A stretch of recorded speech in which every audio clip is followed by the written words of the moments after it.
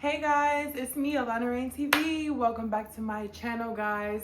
This is going to be part 3 of how I went to prison for the first time out of the country. I do want to say too, guys, sorry so much for the last video, guys. The last video was not as long as I wanted and hoped and expected it to be. You know, when I get to editing these videos, guys, they do get crunched up, but honestly, as I'm telling the story, I'm just flowing and going. So I did not expect for the last video to be so short. So I'm going to try to give you guys a couple more details in this video because I don't want to leave y'all hanging again. We're trying to have long videos. Let's just jump straight into it, guys. Welcome back to my channel. If you guys have been enjoying this story time, make sure you let me know down in the comments. Okay, so I made some notes this time, so I made sure I didn't skip over anything. So in the last story time, I kind of addressed a little bit about a lot of different things, guys. So I do want to touch on certain things in this episode. So let's just get straight into it. Okay, so like I said, we're kind of coming up on month 1.5 of being here at this first prison. Me and Kayla are roommates, all that good stuff. Okay, so let me just set the scene a little bit for you guys. So each and every day, like day in and day out, right, there'd always be a line downstairs at the pod, so we can, like I said, check our emails. So a regular day for me and Kayla would look like us waking up, running downstairs to the pod so we can hurry up and get there before everybody else does, so we could check and see if we got emails from our family, and if we did get like emails and pictures, we would be showing each other the pictures that we got. It was kind of like something to look forward to because obviously we don't have our phones, like, right? So a little bit about that, right? It was probably about like month 1.5 when we finally got to get our first canteen, because canteen is commissary. So basically, from what I understand in like the U.S. prisons, commissary comes from your family sending you things or putting money on your books or however that goes, right? Here in the UK, you use the pods to order what you want for that following week. So if we have money on our accounts sent like by our family, we'd be able to order whatever we want that would come the next following week on the pod. So if my family sent me $100, I was only able to use like $60 a week of that $100. 100 pounds, shall I say. So I want to say shout out to my family and friends for always sending me emails and pictures and keeping me updated. My dad would send me pictures of my puppy, and my friends would send me like pictures of me to let me know, keep me motivated, like, girl, you said that, girl, come on, okay? That's kind of really like the gist about the pods. There was always someone down there on the pod. It was just something to do when it was nothing to do, kind of tapping us back into like back home and stuff. Another random fact about that first month and some change of me being there, like I said, me and Kayla would be like in the lunch lines to get our food or whatever, right?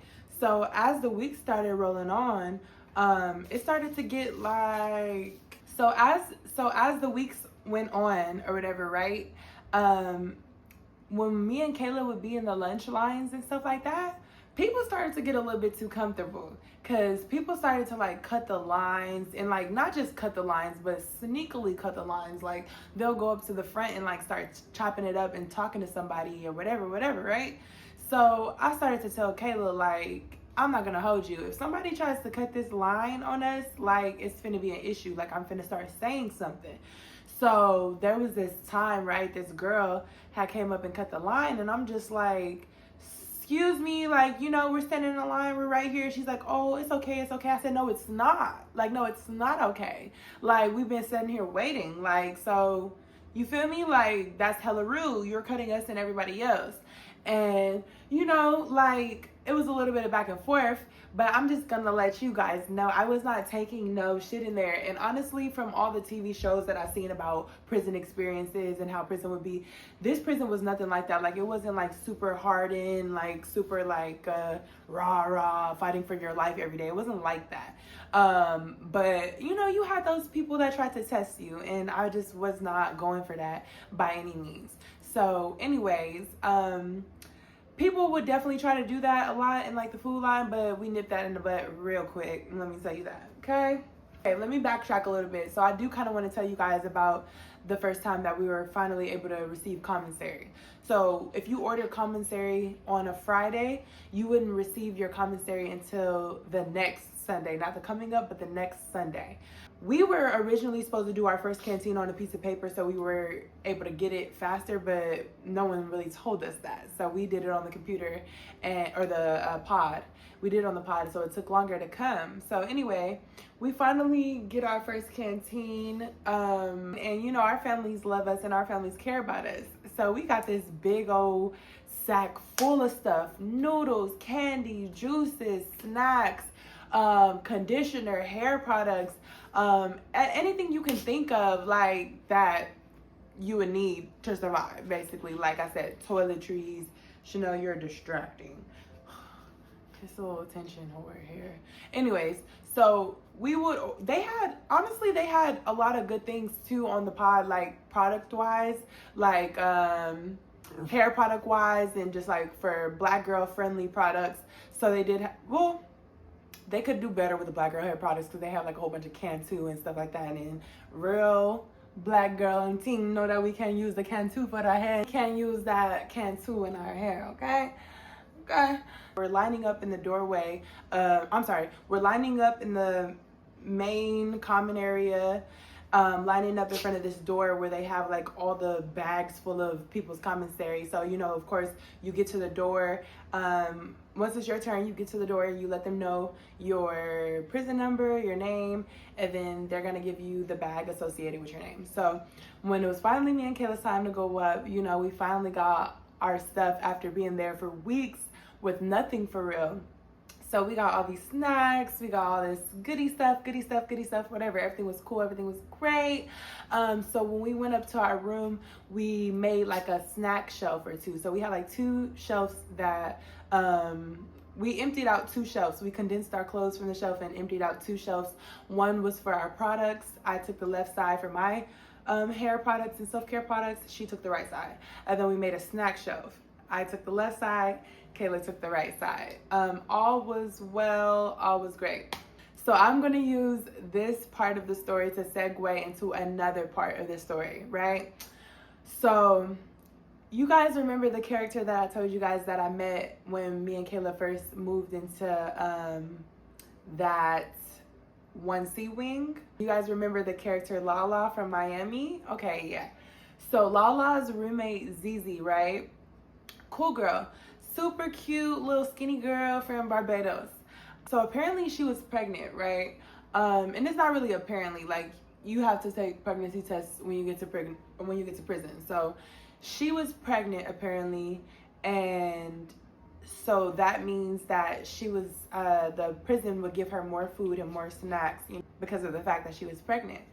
So I mentioned this because while we're on the subject of snacks, now this girl Zizi, I'm pretty sure she probably gonna see this too, but she was so funny because she would go up to people like, oh, you got any snacks? Like right fresh from commissary, fresh from when we get our canteen, our commissary. She'll come up to everybody and be like, you got any snacks for the baby? You got any snacks for the baby? Snacks for the baby, snacks for the baby. And it's like, girl, like, no, these snacks is for me, snacks is for me. Like, no, but we would give her some stuff here and there. But I do feel like that she was kind of taking advantage of the fact a little bit that she was pregnant. Because, girl, like what? She was pulling the pregnancy card a lot. So that's that. So I do want to get into a story within this story. Okay, so now let's get into the juicy stuff. Okay, so I want to tell you guys about the first and last time somebody tried me in that prison, okay? So one of these days, mind you, let me give you a little background. So I told you how me and Kayla's room was upstairs in that corner, right in front of a common space. So a lot of the times people would sit on the steps because me and Kayla's room was upstairs in the corner. So a lot of times people would sit on the staircase and they would sit there, they talk and they politic or whatever. There were 2 staircases on opposite ends, one leading up to me and Kayla's room, one leading up to the other corner's rooms, right? Okay, so basically there was just this one particular day that me and, you know, a few people that I met, we were sitting on the stairs talking, chopping it up, right? So then this girl comes around the corner out of her room, and she comes over there, she starts looking at us. She's just like looking, staring. And then so as we're talking, I'm just like, what's up with her? Like, why is she like, she's just kind of like mugging, like staring at us. And this girl looks like, let me paint y'all a picture, right? She looked like a 5'3", 5'4", Snooki looking, but like less tan than Snooki. She had the little bun, the little 2000s bun that you pull like that, dark hair, all pink outfit on, right? So she just looking at us, mugging kinda, right? And I'm just like, what's up with this girl, right? Whatever, right? So then she goes, she comes over to us, and I want to say she goes, shh. Like shushes us, and I'm just like, who is she talking to, right? So then she's like, I want to say she either shushed us again or she told us to be quiet. Either way, she either shushed us again or told us to be quiet. So I was like, who are you talking to? And she was like, oh, I'm talking to you. And I was like, you can't be talking to us because we're minding our business. She was like, oh, well, you guys are being really loud in front of my room. I said, we're in front of everybody's room at this point. We're talking on the stairs. We're not just in front of your room, boo. We're in front of my room. We're in front of her room. We're in front of a lot of people's room. So what are you talking about? She's like, oh, take that conversation over there. I said, I think we won't. Like, what? Like, what are you talking about? So needless to say, she gave me a lot of attitude. I gave her a lot of attitude back. And that was just that, right? Fast forward to a couple of days later, right? Couple of days later, she called herself being funny. She sat on the stairs with her and her little friends. It was about 3 of her friends and her sitting on the stairs in front of me and Kayla's room. And so then and mind you, anybody would think and assume that they did this to be funny, but I can tell that wasn't even the case, because like I told you guys before, people do just sit on these stairs and talk in politics. So that's kind of what it was given. It was given her friends were already there sitting talking, and then she must have came up to join their conversation and whatever, because it didn't look like they were doing it to be spiteful. It looks like she was doing it out of normalcy and completely forgot that she made it an issue that we did it a couple of days ago. So you know me. If you don't know me, let me help you get to know me, because when I seen that, I said, oh, my time to shine, right? So I came out the room and I go over there and I'm just like, oh, why are you guys being so loud talking on the stairs? Let me back up a little. I went around to go down the stairs of the other end. And then as I'm about to come up where they're sitting, I'm just like, oh, why are you guys being so loud on the stairs talking in front of my room? And she goes, what do you, like, blah, blah, blah. She said whatever she said, right? And then I said whatever I said. I can only remember the key points, guys. The key points are what matter, so just bypass these fillers. So she said what she said, I said what I said. And then I go, yeah, nah, like just the other day you was tripping about us sitting on the stairs, so why are y'all sitting on the stairs? She's like, this is my prison. This is my prison. I run this prison. This is my prison. So then I was like, this is my prison. I run this prison. So her friends start dying laughing, bro. Her friends start cracking up. Like, she had to feel defeated because I got your friends laughing at my jokes. So her friends start cracking up. But I'm just like, because like, let's be so serious. She over here, oh, it's my prison. I'm over here like, it's my prison. Like, yeah, okay. So her friends started laughing. She felt a little butthurt, as she should, right? So then, as I'm about to walk up the stairs to go back into the room, she puts her hand down on the stairs, like blocking me from going. Ho, is you cool? Are you dumb, stupid, or slow? You think that your hand on the stairs is finna stop me in my tracks? No. So what did I do? I kept walking, because why wouldn't I? So I kept walking, but this time I'm walking with intent. I'm like, boom, boom. Like a kid that just got put on punishment walking up the stairs. That's how I'm stomping up these stairs. So I'm stomping up the stairs already because I'm like, oh, get past you. And then she put her hand down. So I kept going. So I just happened to stomp on her hand. And then all her friends like, whoa, whoa, don't hit her. Don't step on her hand. Don't step on her hand. I said, she put her hand under my foot. What is wrong with you? Shit, they was like, oh, whoa, whoa, whoa, don't step on her hand. What are you saying? I didn't step on her hand. Her hand was under my foot. So I said that, and then her friends was like kind of quiet after that because there's nothing you can really say. Like, I was walking up the stairs, she put her hand down. So of course me and Kayla went in a room and was like laughing about that situation because who you think you is? You thought you was running something around here? I think not. Okay. Y'all, this is crazy. Yeah, so that was the first incident when somebody tried to try me. And I promise you that was the last incident someone tried to try me. Like, you're not finna play me. Don't care.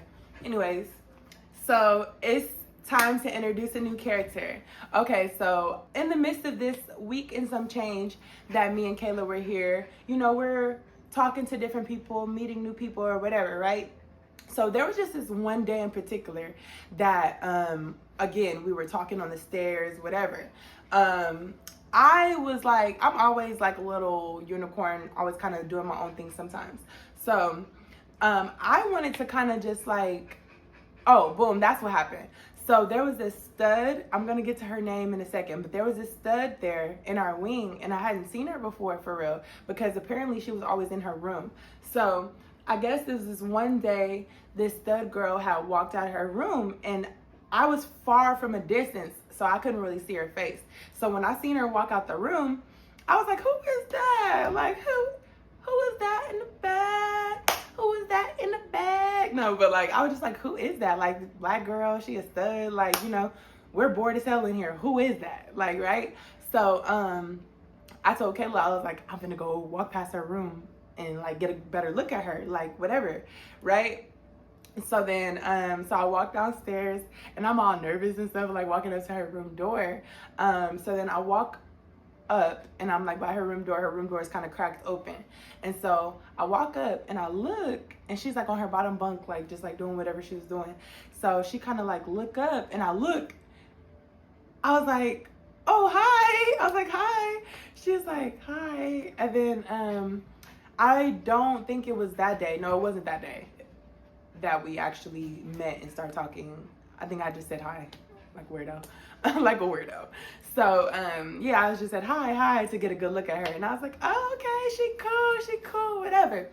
Now this girl that I'm talking about, the stud that I said hi to, her name is Nisha, but we're gonna call her Nini because that's the nickname that I gave her during the time of us being here. Okay. So, Nini, right, is her name. What should we call her, Nisha? We'll call her Nisha for this story. I call her Nini, though. Okay, so me and Nisha and Kayla, we all became really close. We would pass each other a lot when we were going for our classes and stuff, so we always say hi to each other. So, like, if I walk past her class and I see her, I'll be like, hey, and then vice versa. If she ever walked past my class and see me, she'd be like, hey. So it's cool. So yeah, so that's Nisha, guys. Nisha was very quiet to begin with, but she's gonna be a huge part of this story as well, so make sure y'all remember Nisha. So I'm gonna back up a little bit to like when I told you guys that we received our canteen and our commissary. So me and Kayla had already planned out what we were going to get on commissary because, like I said, she's a mixed girl too. She had curly hair and we were in dire need of some conditioner. So me and Kayla would like fluctuate. When I'd buy the conditioner, we share it, and then she'd buy the conditioner the next time and we share it, or like she'd buy the leave-in conditioner, the lotion, and then the next time I'd buy the leave-in conditioner and the lotion. So at this point, me and Kayla being roommates for a couple of weeks now. So me and Kayla started to develop a daily routine as the weeks of us being roommates would go on. So most of the time, Kayla would wake up before me and she'd go get our breakfast, bring it back up. We'd have breakfast. Kayla, I think, had class before I did. So she would go to her class, and then I would get locked into the room. I would get locked in the room until my class. So then I'd have a class like around like 11 something, whatever. And then me and Kayla wouldn't see each other again until like right before dinner, which was at like 4:45.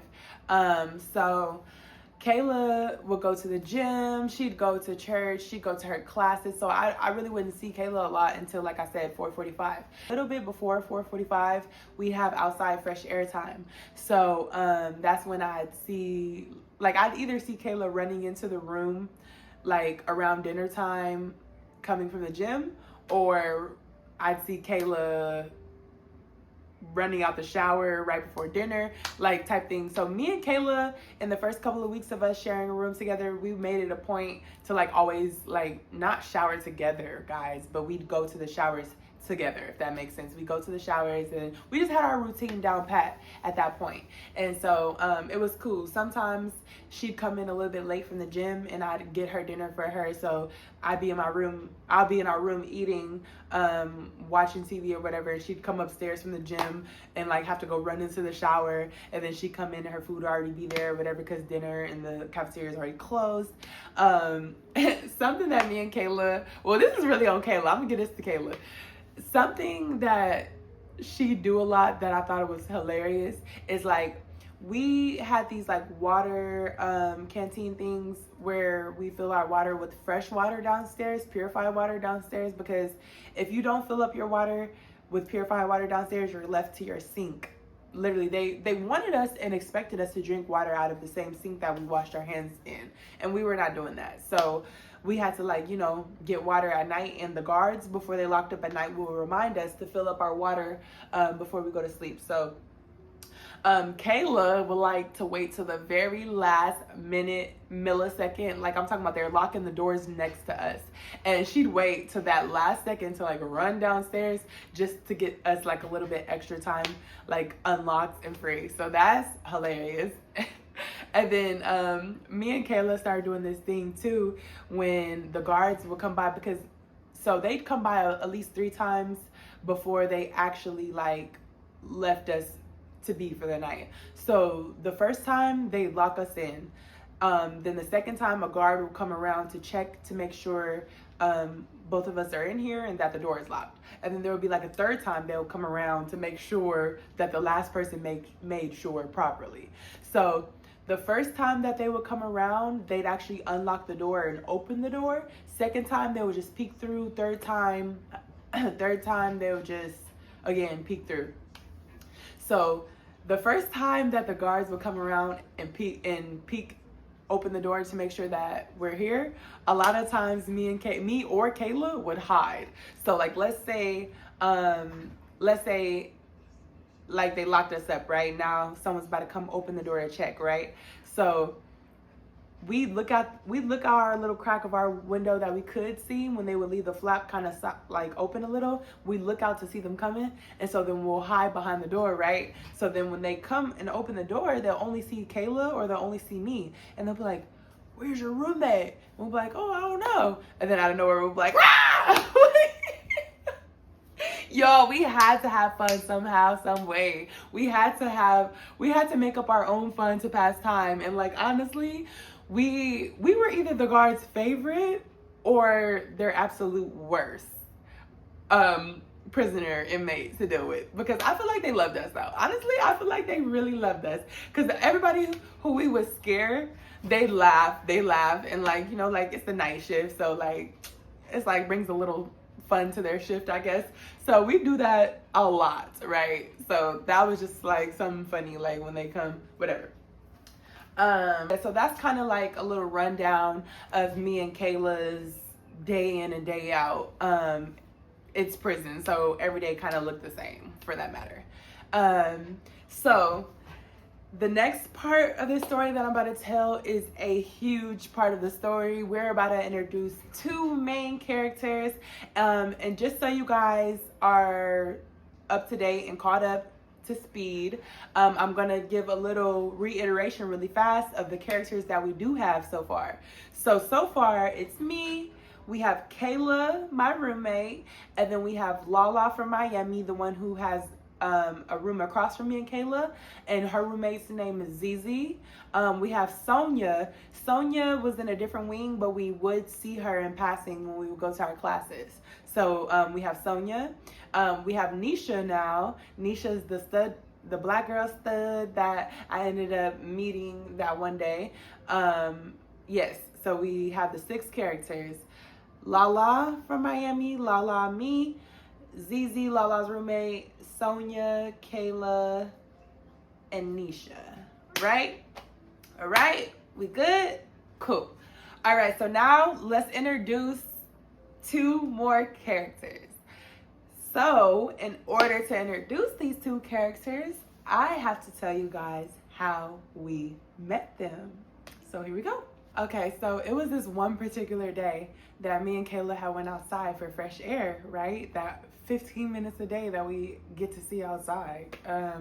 I'm gonna insert a picture right here of what the walking area looked like that we went out for fresh air.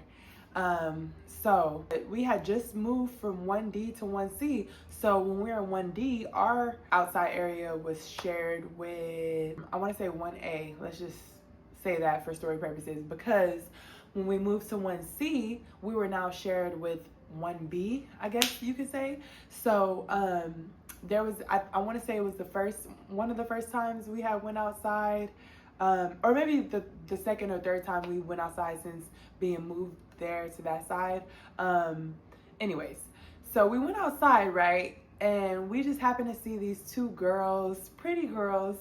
The 2 girls that we saw outside, right? One of the girls had class with Kayla, and they both are from Canada, right? Right.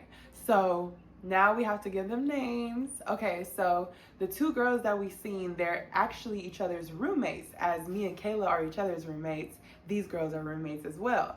So the 2 girls' names are Sativa and Regina. So we're gonna call Regina Ray Ray because that's what we called her. So there's Sativa and Ray Ray, right? I think for story purposes, we're gonna call her Regina. I think I like Regina better. So Regina is the one from Canada. Mind you, she's only 18 years old, guys. She's only 18 years old and she's here in this prison with us. It's crazy. So I guess Kayla met Regina through one of her classes. So as we come outside, you know, we see Sativa and Regina walking together, and I don't know any of them from at this point, right? So Kayla goes, "Oh, that's the girl, that's my homegirl Regina. Like, you know, we have class together." I'm like, "Oh, cool." So like we walk over there to her, and then we start talking and talking. So in the midst of us all talking, we find out that Sativa, my homegirl Sativa, homegirl to this day, that's my girl a lot. So we find out that Sativa is from the Bay Area and she lives in LA just like me, and Regina is from Canada just like Kayla. So as we're walking and talking, this foursome quickly split, but in the opposite way. So me and Kayla came out together and Sativa and Regina came out together. Quickly turned into me and Sativa, the 2 girlies from the Bay that live in LA. We start walking together and talking because we have so much in common, and Kayla and Regina start walking their own way, talking together. So I start chopping it up with Sativa, getting to know her. Super cool girl. We have so much in common. We're starting to name drop and find out that we got mutual friends. This is crazy, y'all. Imagine you're in London in prison for the first time ever, and you just happen to just spark a conversation with someone you come across, and you guys know the same people. Like, that was the most weirdest thing ever. I'm not gonna lie, that was so weird. So me and her, we're talking, catching up, and we're like, oh my gosh, like, it's so uncanny how much we have in common and how many people we know that are similar. So we're walking, we're talking, boom, boom, boom. So that quickly became a routine. Every time we'd go outside each and every day that we would go outside moving forward. We meet up with Regina and Sativa. We were like, oh, hey, girl. So like every time we'd see each other in passing, we give each other hugs. We'd be like, hey, girl. So then we started planning for us all to like meet up at church and stuff like that. So we started to go to church on Sundays all together. We'd meet at like a certain part from where our wings meet up. The people would come get us for church. So when we would come out of our wings, we'd meet together and we'd all walk to the church together. We'd sit by each other in church. Yeah, it even got to the point where me and Kayla were sitting together and Sativa and Regina were sitting together. Regina's all like, hey, Lala, can we switch seats so I can talk to Kayla? Like, so that's how that went, right? Yeah, so we just kind of like built that bond or whatever. Everything was cool. Everything was great. Everything was copacetic. All right, so we're on board now with all of the characters that we have so far, right? All right, guys. So I want to mention someone who's not a character in this story, but I just think it's worth a tell. So I do want to say, I think this was maybe the first week that me and Kayla moved to our new room together, right? There was this stud there named Dino, and if you guys remember from the first story time that I told you guys, or the part 1 of this series, the Dino girl who just came out of nowhere when we were in the introduction wing. Yeah, that one, right? So apparently within this month span of us seeing her that one time in the abduction wing, I guess she ended up going home and you know, back home or whatever. She got released from prison and she was back home. So I just remember this one time us seeing her. Apparently she came back from prison, or came back to prison from being at home. Like, girl, what are you doing? Stay at home. Anyways, I'm bringing her up because it flabbergasted me that this girl was in prison with an iced out watch, chains, rings on her finger, just all types of jewelry everywhere. And I'm just like, where are we? What is going on? So I was like, hold on, we can have our jewelry in here, because last time I checked, I was stripped from all of my jewelry. So I went to asking different prisoners, basically like, oh, I didn't know we can have jewelry. Like, they were like, yeah, you just have to request it from reception. You got to go up to one of the guards and request, or actually go up to the guards, yeah, but you have to request on the pod a meeting at reception, because apparently we're allowed some of our jewelry back, right?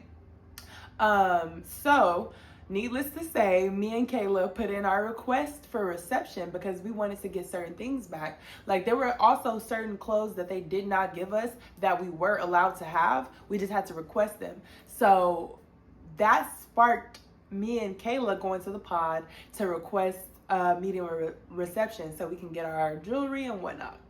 So let me let y'all know that at this point, it had been like a month and a half, pushing, let's say a month and 3 weeks we're at now, right? So do you guys, let me take you guys back. Do you guys remember when I said originally when I first got caught in border force, how they made me take out all of my jewelry, but I was unable to take out my tragus piercings and one of these piercings? You remember that? Okay. So this is where this is about to come back into fruition, okay? In the month and a half of us being there, I only had one of these piercings in. Only one. So what I was doing was I was interchanging them back and forth. But then it got to a point where that was uncomfortable. So do you know what I did? What I had to do to make this shake? Because if anybody who has this region pierced, you guys know it is very painful. I was not about to have to get my stuff re-pierced for nobody. So what happened was I just started to keep one. I just left that one in where it was at, minding its business. Then I took one of the brushes that they gave us. So you know, like the comb out brushes, some people call them white girl brushes, the comb out brushes. or whatever, right? You know how they have like that little ball on the tip of them, like when you get the cheap ones? So yes, guys, I used that as a right piercing for this, okay? So I ripped out one of the brush bristles from the hard brush, not the hard brush, the comb out white girl brush, whatever you want to call it. I ripped out one of the bristles from there and I shoved it through, y'all. I had to. It was the only thing that I could use in makeshift as a piercing to keep this open. So for weeks, I was rocking with that as a piercing.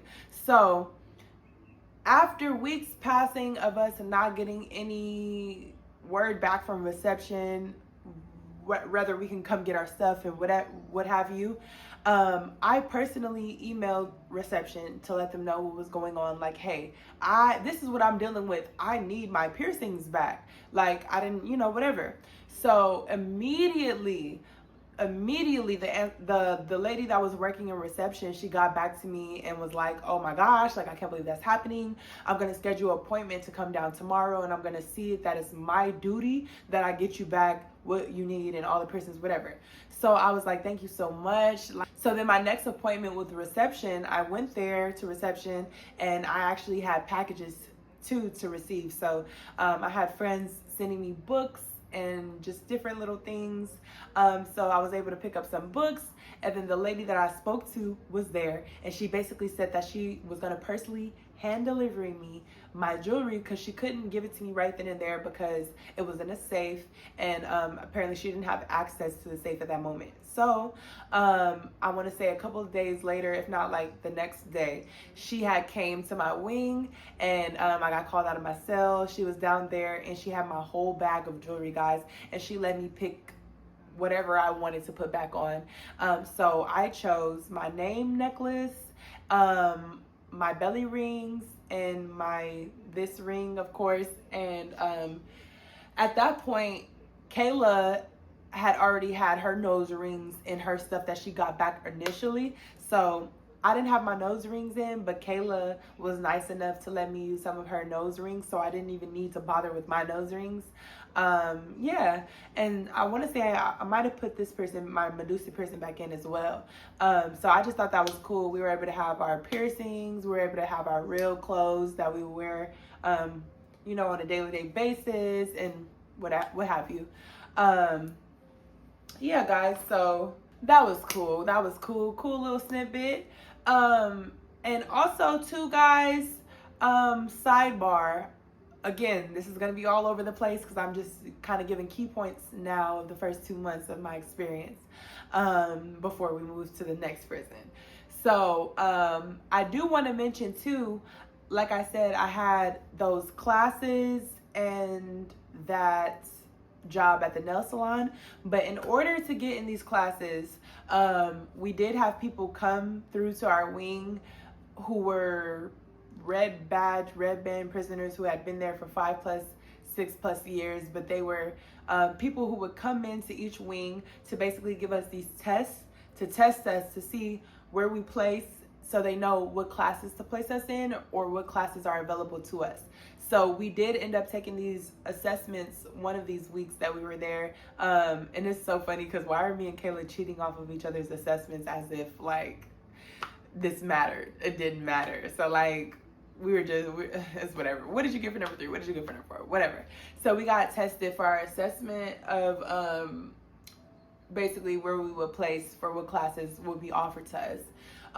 So everybody had to do it, whatever. So that's when we were able to pick our classes, and that's how I ended up in IT class and the jailbirds class to sew and make different creations. Yeah, so I do want to mention a little bit about the showers, guys. So the showers, right? When you went in there, you had to press the button and it would come on for like 5 seconds, maybe. No, I'm exaggerating. The shower would come on for like 10-15 seconds when you press the button. So we just kept having to press the button over and over and over and over and over again. if you wanted to have a good shower. But the shower temperature was actually cool. Like, it was like pretty warm for the most part. Towards the end of the shower, it would get colder, but I figured out a hack. And this hack only worked for me because I was tall. But basically, if there was nobody in the shower next to me, I would reach over and press their shower button. Because mind you, they are stalls, but the stalls were like really short, like really, really short. So I would reach over and press the button of the other shower, and what that would do is create heat in my shower. I don't know why, but I just figured that out, and it would do what it do. I was trying not to wash my hair as much when I was there, obviously, because I didn't have really like good conditioner or shampoo to wash my hair with. Also, we did not even get access to shower shoes until maybe like almost 2 months of being there. So we definitely had to makeshift and make up some stuff. Like, we were able to get some sandals from one of the other neighboring cellies or whatever. Yeah. So the shower experience wasn't too bad, guys. It was pretty private, but I did have one weird experience in the shower, guys, because like I said, I'm taller than the shower stalls, so I can see everything, right? So I remember there was this one time when I was in the shower and this male guard, he was walking around patrolling or whatever the case may be. But as a male guard, I would just think, right, when you're walking past what you know is a shower room, you keep your head down, chest up, head down, keep walking, you know? Like, you know? So I just remember there was this time when I seen him walking past the shower room, and he looked and he accidentally caught eyes with me. Okay, looked like you should look away because you just realized you just caught eyes with a woman that's in a shower, right? No. I remember I locked eyes with him. He locked eyes with me, and he did not break eye contact until the wall broke it for him. That right there pissed me off. Like, I have stories down the line too about how crooked these cops in the UK are, but that's a story for another time. Let me just tell you, this cop, this officer, like I said, he had ample amount of opportunities to look away, but he literally like